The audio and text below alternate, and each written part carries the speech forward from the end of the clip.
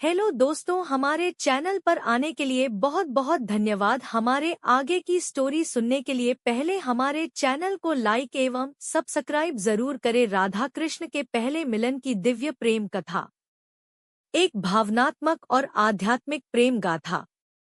बहुत समय पहले की बात है। वृंदावन की पवित्र भूमि पर जब वसंत ऋतु की मध्यम बयार बह रही थी, तब प्रकृति भी जैसे प्रेम में डूबी हुई थी। चारों ओर पुष्प खिले थे, कोयल गा रही थी और यमुना नदी की लहरें मीठा संगीत सुना रही थी। यह वही समय था जब राधा और कृष्ण का पहला मिलन हुआ था, एक ऐसा मिलन जो संसार के हर प्रेम को पवित्रता का अर्थ सिखा गया। राधा का जन्म और बाल्यकाल।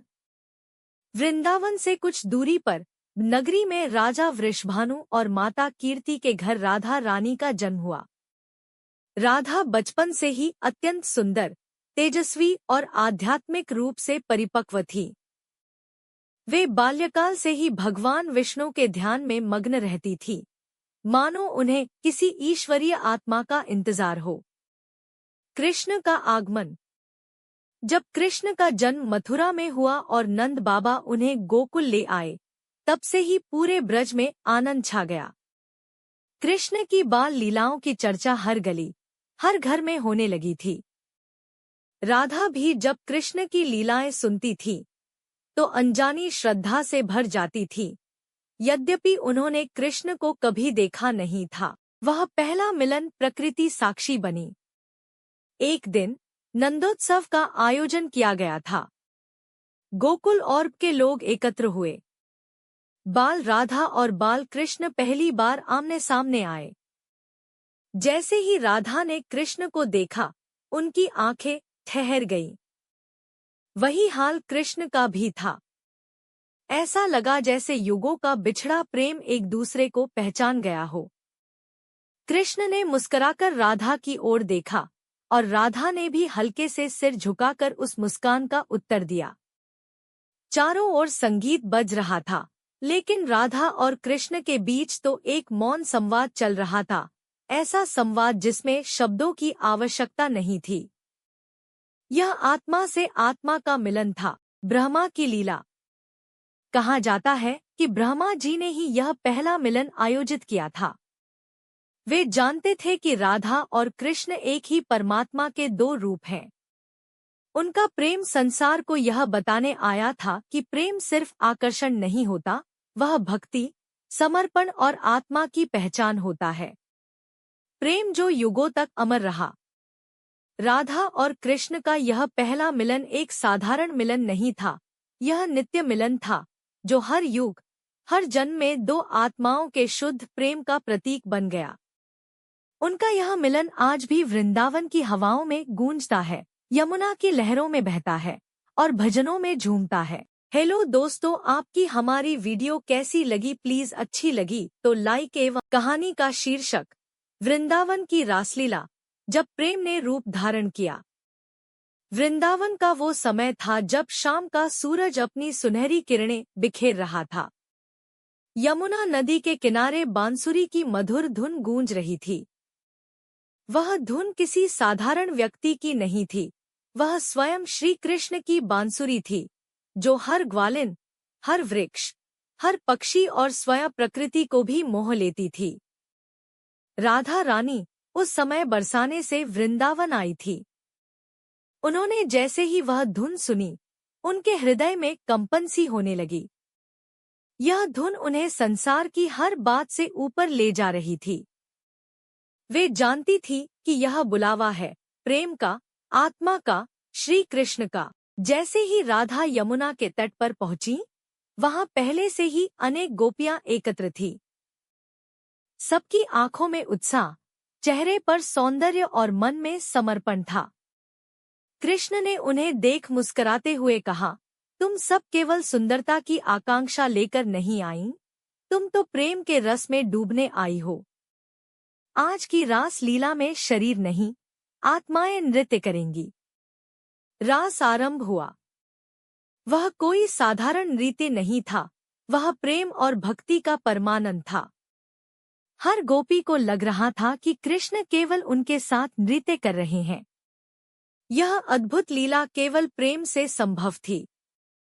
राधा को जब कृष्ण ने अपने सम्मुख पाया तो वृंदावन की हवा भी थम गई। ऐसा लगा जैसे साक्षात प्रेम ने रूप धारण किया हो। कृष्ण राधा में और राधा कृष्ण में विलीन हो गए। रात भर रास चला। चांदनी भी जैसे रुक गई थी।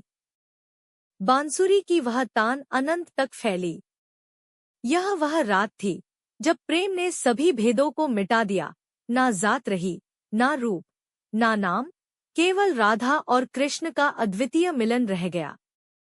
सुबह होते ही कृष्ण ने कहा, रास की रात तो बीत गई, लेकिन जो प्रेम हमने रचा है वह युगों तक गूंजेगा। आज भी वृंदावन की रज में वह प्रेम बसा है। हर वृक्ष, हर कंकड़, हर हवा का झोंका कहता है, जहाँ राधा है वहाँ कृष्ण है, और जहाँ प्रेम है वहाँ रास कभी समाप्त नहीं होता। एक समय की बात है जब भगवान विष्णु ने पृथ्वी पर धर्म की पुनः स्थापना के लिए श्री कृष्ण के रूप में जन्म लिया। उनका बाल्यकाल गोकुल नामक पावन नगरी में बीता। यहीं पर राधा रानी का भी निवास था। गोकुल की गलियों में राधा और कृष्ण की अद्भुत, मधुर और अलौकिक लीलाएं आज भी भक्तों के मन को भिगो देती हैं। गोकुल का बचपन। जब नन्हे श्याम गोकुल आए तो उनकी मोहक मुस्कान, मनमोहक बांसुरी और चंचल लीलाओं से पूरा गांव हर्षित हो गया। यशोदा मैया और नंद बाबा के आंगन में कृष्ण बड़े हो रहे थे। उनके साथ गोपबाल, गायें और गोकुल के सभी लोग उन्हें स्नेह से पूछते थे। राधा जी, जो बरसाने से गोकुल आया करती थी, कृष्ण की ओर एक अलौकिक आकर्षण अनुभव करती थी। जब भी राधा गोकुल आती, कृष्ण की बांसुरी उन्हें सम्मोहित कर लेती। बचपन की चंचल लीलाएं। गोकुल में राधा कृष्ण की मिलन लीलाएं बड़ी निराली थी।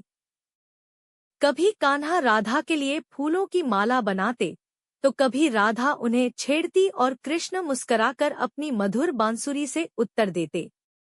एक दिन गोकुल में होली का उत्सव मनाया जा रहा था। कृष्ण ने राधा और गोपियों पर रंग डाल दिया।